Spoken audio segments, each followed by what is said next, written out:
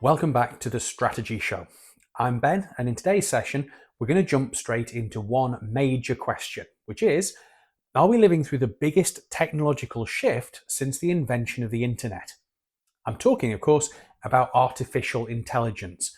But, and I want to be really clear about this right off the bat, we're not doing the usual sci-fi doom and gloom episode, and we definitely aren't doing the massive hype utopian episode either.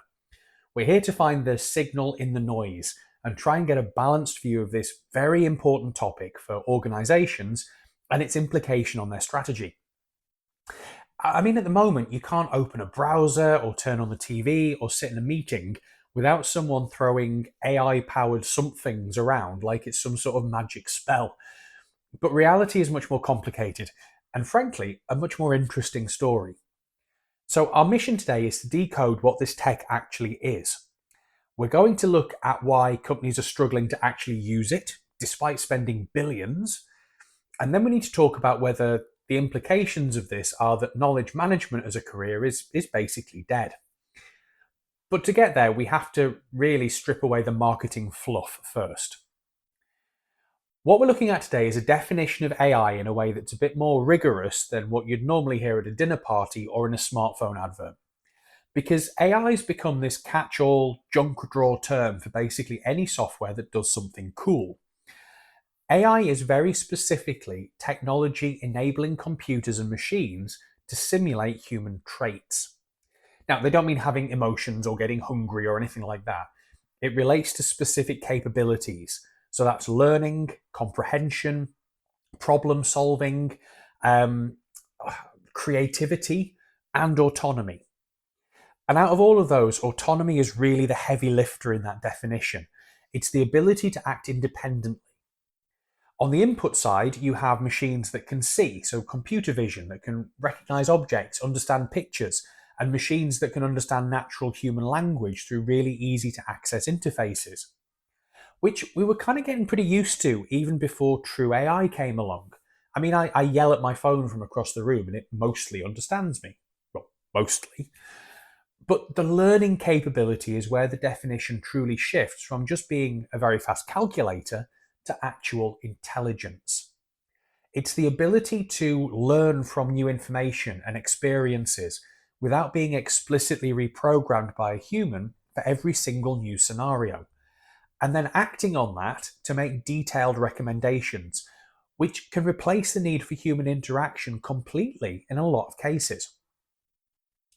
But that brings us to the first major point of confusion that I think drives people crazy, even people who follow this stuff. We throw around terms like machine learning, deep learning, generative AI, as if they're all just interchangeable terms, and they really aren't. It's sort of like a nesting doll. AI is the big outer doll, a broad concept, but inside that you open it up and you have machine learning. Inside that one you have deep learning. And generative AI is basically just a specific application that lives inside that structure. So let's try and unpack that first of all. Think about tier one machine learning. This is basically the workhorse of the industry because this is the stuff that runs your life right now, and you probably don't even call AI anymore because it just works in the background and we're so used to it we're not even aware of it anymore. Technically, machine learning is about creating complex algorithms to make predictions or decisions based on data. So, just to be clear, machine learning isn't about creating anything brand new. It's sorting or predicting based on what already exists. The classic examples are things like email automation, spam filters, or social media features like people you may know. When your streaming service says, hey, because you watched that action movie, you might like this other action movie. That's a machine learning algorithm at work. It's looking for patterns in your behavior and predicting your next move. And even things like facial recognition on the iPhone falls into machine learning. It maps the data points on your face and predicts, is this the owner, yes or no? It's binary or categorical. It's incredibly useful, but it's effectively a very, very smart sorting hat. Now, tier two is where we start talking about complex neural networks. And usually when people hear the term neural networks, their eyes just glaze over. But the distinction we can make here is really about supervision. That's the key differentiator. In standard machine learning kind of tier one, a human usually has to tell the machine what to look for. You have to label the data. So you say, here's a picture of a cat, look for pointy ears and whiskers. You're kind of holding the machine's hand. In deep learning, you use a multi-layered neural network to mimic the human brain structure, which enables unsupervised learning. You feed the system a million pictures. You don't tell it what a cat is, you don't label it, the ears. The system figures out on its own that, hey, this specific shape with the pointy things keeps appearing together in these contexts. It handles the automation of data extraction and information processing itself. And this is what powers the more exciting stuff. The personal assistants like Siri or Alexa, automated real-time language translation, driverless cars, sophisticated chatbots. Because real-world data is just too messy for a human to write rigid rules for. You can't write a line of code for every possible shadow on a road for a self-driving car. The car has to learn what a road looks like in literally any condition. Now that brings us to tier 3, the rock star, generative AI, the one that's sort of freaking everyone out at the moment. This is the leap from analysis to synthesis. The definition here is crucial. It's AI that can make complex, original content, whether that is text, images, or videos. And that word original is where people get tripped up because it's trained on existing data. It's not pulling ideas out of thin air, really. But it is original in the sense it isn't just retrieving a pre-existing file. If you ask a standard search engine a question, it finds a web page that has the answer and hands it to you. If you ask a generative AI like ChatGPT, Gemini, Copilot, or Deep Search, it constructs an answer word by word or pixel by pixel based on probability. So it's predicting the next piece of the puzzle to create something that didn't actually exist in that exact form before, like asking it to write a poem about a toaster in the style of Shakespeare. It didn't find that poem, it wrote it. And that capability generation is what has sparked the current gold rush, which brings us to the money, the $1.5 trillion question, literally. Some forecasts suggest that global AI spending is projected to hit $1.5 trillion in 2025, which is an astronomical amount of capital expenditure. It's staggering. If you saw that number in a vacuum, you'd assume every single business on Earth is fully automated, running on autopilot, and completely transformed. But actually, data suggests that around 90% of businesses are actually still in the early or moderate adoption stages. So, how do we square those two numbers? Why is there trillions in spending projected, but 90% of companies are barely out of the starting gate? Are they just buying the software and letting it collect digital dust? Well, in a way, yes. It's the corporate equivalent of buying the expensive gym membership and never actually going to work out. Companies are buying the hardware, they're subscribing to the enterprise software suites, and they're definitely hiring. LinkedIn data for 2025 suggests that about 55% of businesses plan to hire staff specifically for AI expertise. So the companies are staffing up, but they aren't integrating the technology effectively into their daily operations, especially those organizations that are kind of medium or smaller sized. They're getting stuck in what we might call pilot mode, meaning they do a small test, it goes okay, but they then don't or can't roll it out to the whole company. Why? The main issues are that the tech is hard to use, it's hard to trust, and it's really hard to scale. It's very easy to spin up a chatbot for an internal demo. It's incredibly hard to let that chatbot talk to your actual paying customers without it making the odd massive mistake or hallucinating. So companies just stay in pilot mode rather than fully integrating the tech. We have this massive bottleneck. Companies are stuck in the mud, but they're still pushing through it, still spending money. So the perceived pot of gold at the end of the rainbow must be huge. So let's talk about the why do it. What are the actual benefits driving this? It really boils down to 4 main areas: automation and efficiency, better decision making, customer support, and productivity and innovation. Let's hit automation and efficiency first, because that's the polite corporate way of saying doing things cheaper. AI automates repetitive, time consuming tasks.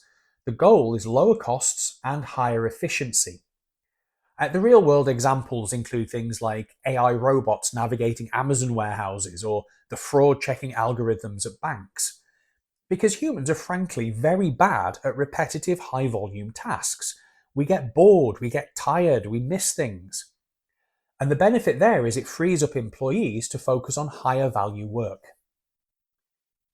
Then there's the decision making aspect, that benefit to AI. Analyzing big data. AI can process huge data sets infinitely faster than humans can. The benefit is spotting patterns or insights that humans would just completely miss, which then leads to much more reliable forecasts for the business and better strategic outcomes. And for customer support, it's the 24/7 handling instantly of routine queries with virtual assistants, which ties right into the productivity and innovation piece. Tools that help employees work smarter, drafting emails, prioritizing sales leads, and that also enable entirely new products and services that weren't possible before.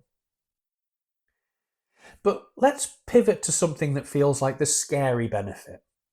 AI allows for more work, more accurate work, and more insights, all with fewer skilled staff.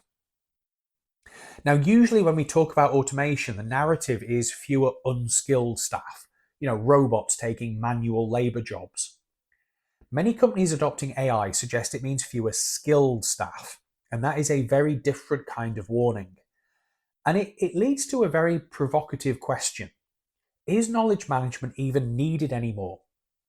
If I'm a mid-level manager and my entire value to my company is that I know the regulations, or I know the history of our ad campaigns, or I know how to write a really good press release, and then an AI model comes along that's instantly read every regulation ever written, has total recall of the entire company archive, and can draft a press release in 4 seconds. What's my value? Do we even need people? People to manage knowledge if the system just knows everything instantly? It suggests a profound shift. Your value might shift from retrieving and organizing information to simply curating and prompting the AI. And the uncomfortable truth is you might need far fewer people to do the prompting than you did for the organizing.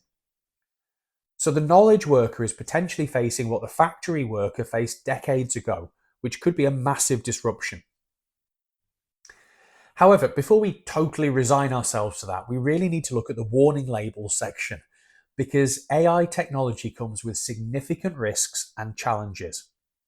And the first one is accuracy issues. These models are not anywhere near 100% accurate. It's the great irony of the current boom. We're trusting these systems with critical business functions, but they're only as good as the info that they are given. And they still glitch, they hallucinate. I mean, we call them hallucinations, but really, it's just the model confidently making a bad guess. While a funny wrong answer from a chatbot makes a great viral post, a wrong answer in a critical system or a business decision is a massive liability. You wouldn't want it hallucinating a legal precedent or a medical diagnosis. That there are also major ethical concerns to be considered. For example, job losses, which we just touched on, data security and intellectual property issues, and harmful bias in the algorithm. That the bias point in particular is critical. AI is basically an amplifier. If your historical data contains years of biased hiring decisions or biased loan approvals, and you train the AI on that data, then the AI will just efficiently replicate and scale that bias. Because it doesn't have a moral compass to know the historical data was flawed. It just finds patterns and then it repeats them. But there's also a psychological risk here that is really fascinating, which is the potential impact on the user. Specifically, damage to user cognitive abilities due to the over-reliance on AI. Sort of like the GPS effect for your brain. Nobody knows how to navigate their own town or city anymore because we just follow the map app on our phones. And the fear is that if AI writes all your emails, summarizes all your long meetings, and does all of your basic coding, do your own cognitive skills start to atrophy? Do you lose the ability to think critically because you've essentially outsourced it to the AI? That is a terrifying thought, and it connects directly to the spread of misinformation through deepfake videos and pictures. If our critical thinking is atrophying, we're even more vulnerable to deepfakes. We enter a very difficult environment for objective truth. And because of all these risks, the final major challenge is regulatory risks. There's the risk of new legislation, like the new comprehensive EU legislation, which is making AI potentially less attractive for companies that have already poured money into it. If you build your whole business model on scraping data that suddenly becomes illegal to use overnight, your massive investment just evaporates. That the rules of the AI game are being written while the game is being played.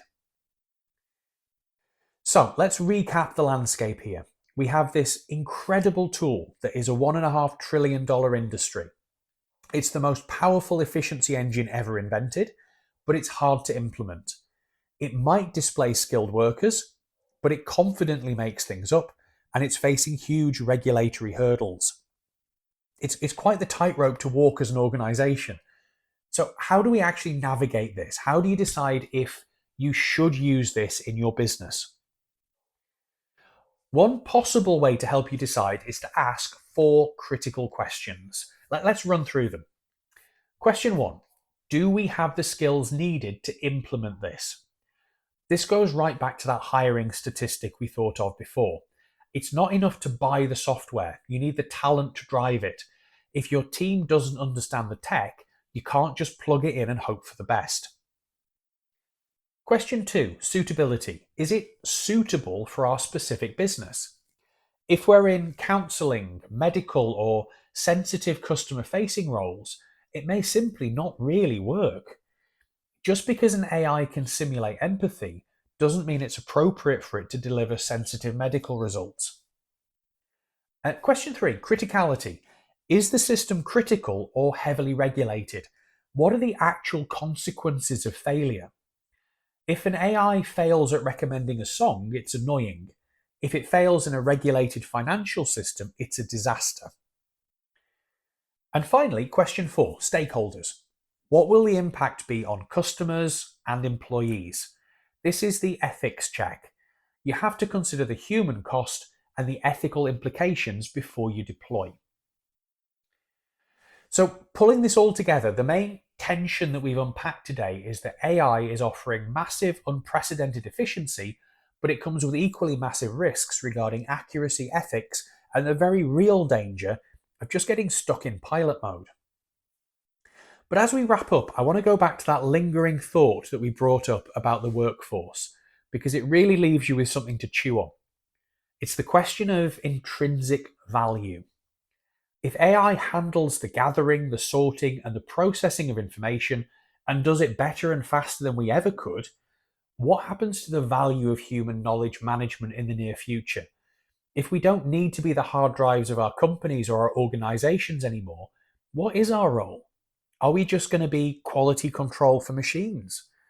Or does it force us to elevate our skills into areas that AI simply can't touch, like genuine empathy, complex moral judgments, or just totally unstructured human creativity?